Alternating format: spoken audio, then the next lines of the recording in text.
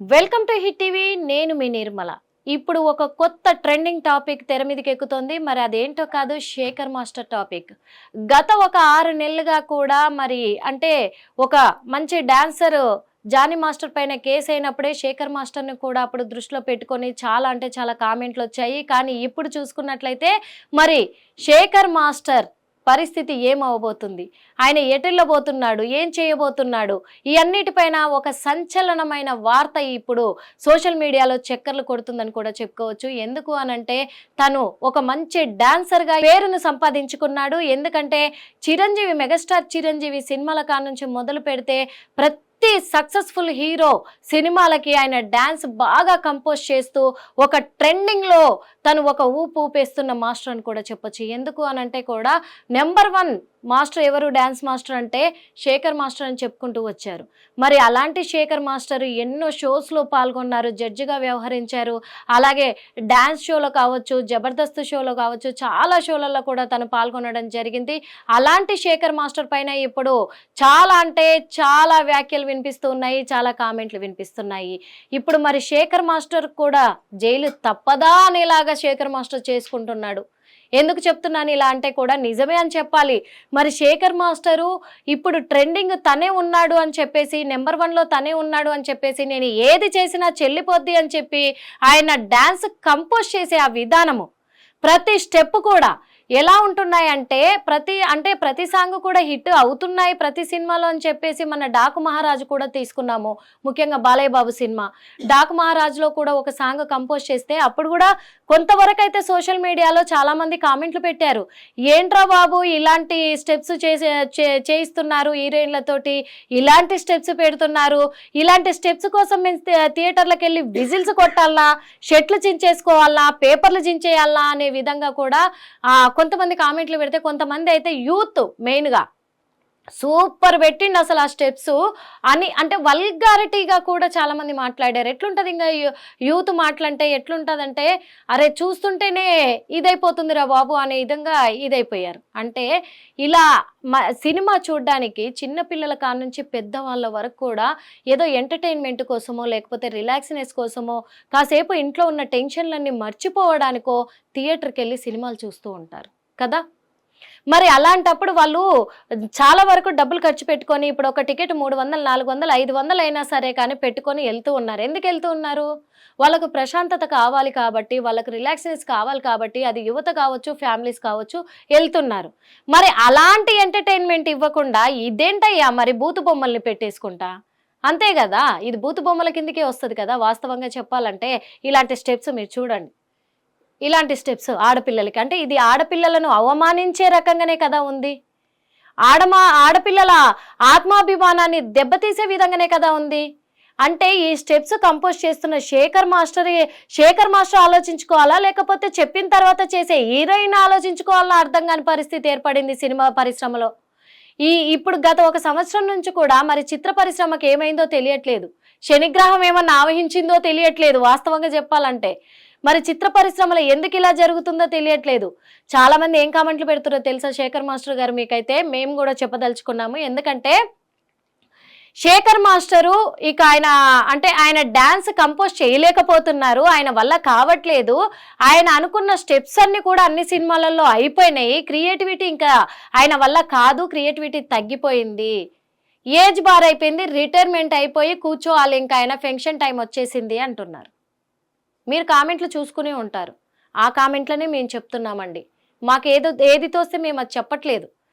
ప్రజలు ఏదైతే అంటున్నారో మీ ఫ్యాన్స్ కూడా, ఆఖరికి మీ ఫ్యాన్స్ కూడా ఏదైతే కామెంట్లు పెడుతున్నారో అయ్యే మేము చెప్తున్నాం. ఎందుకంటే అలాంటివి చేస్తున్నారు. ఇప్పుడు ఆయన మెప్పులు పొందడానికి కూడా, అదే విధంగా ఆయన సాంగ్స్ హిట్ కొట్టడానికి కూడా అలాంటి స్టెప్స్ కంపోజ్ చేస్తున్నారు అంటున్నారు. ఇక్కడ స్టెప్స్ ఇంపార్టెంట్ కాదండి, మెయిన్ ఇక్కడ లిరిక్ ఇంపార్టెంట్.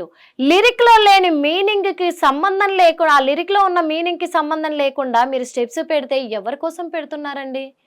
ఎవరు చెడిపోవాలని పెడుతున్నారు? ఈరోజు అదే విషయం పైన ఉమెన్స్ కమిషన్ కూడా మరి స్పందించి శేఖర్ మాస్టర్ ఖచ్చితంగా తన తీరును మార్చుకోవాలి, ఇలాంటి ఇలా సాంగ్ మీద ఇలాంటి స్టెప్స్ కంపోజ్ చేస్తే మాత్రం ఖచ్చితంగా దానికి భారీ నష్టం కూడా చెల్లించాల్సి ఉంటుంది, తనను పరువు నష్టం దావా కింద కూడా వేయాల్సి ఉంటుంది అని చెప్పేసి ఉమెన్స్ కమిషన్ స్పందించడం జరిగింది. ట్వీట్ పోస్ట్లో కూడా ఆ లేఖలో రాయడం కూడా జరిగింది.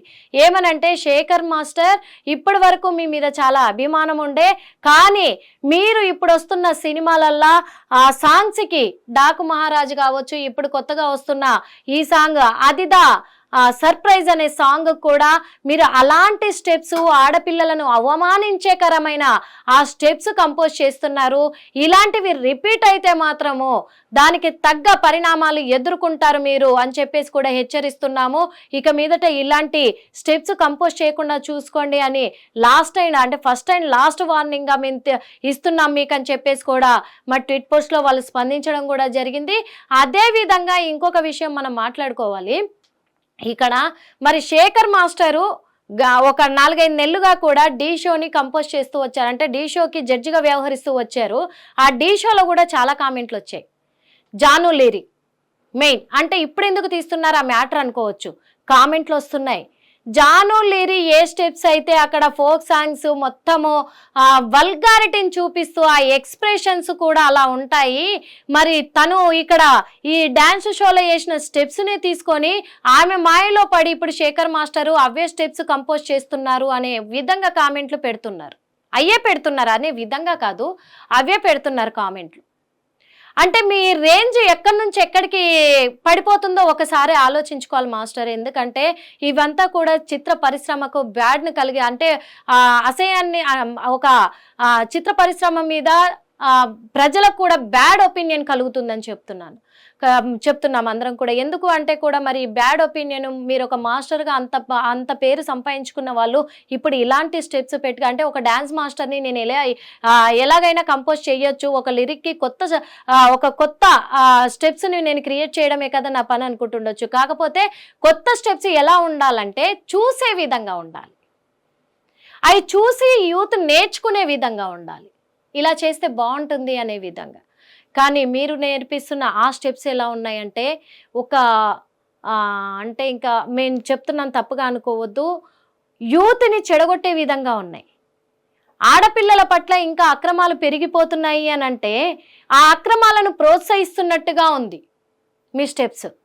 ఏ ఆడపిల్లని చూసినా మీ స్టెప్స్ గుర్తొచ్చేసి ఆటోమేటిక్గా అక్కడ ఒక వ్యక్తి అంటే ఒక పురుషుడు మహిళ మీద అఘాయిత్యం చేయడానికి ఆలోచన ప్రేరేపించేలాగున్నాయి. అలాంటివి వద్దు, మానుకోవాలి అని చెప్పేసి ఈరోజు ఉమెన్స్ కమిషన్ కూడా వాళ్ళు స్పందించడం జరిగింది. మరి ఈ విషయం పైన కొంతమంది ఏమంటున్నారంటే చిత్ర పరిశ్రమ వాళ్ళు, అది పెద్ద విషయమే కాదు, ఈ విషయం పైన ఇక్కడ అంటే ఉమెన్స్ కమిషన్ వాళ్ళు శేఖర్ మాస్టర్ పైన స్పందించాల్సిన అవసరమే లేదు, ఎందుకంటే తను డాన్స్ కంపోజ్ చేశాడు, హీరోయిన్ డాన్స్ వేసింది, కానీ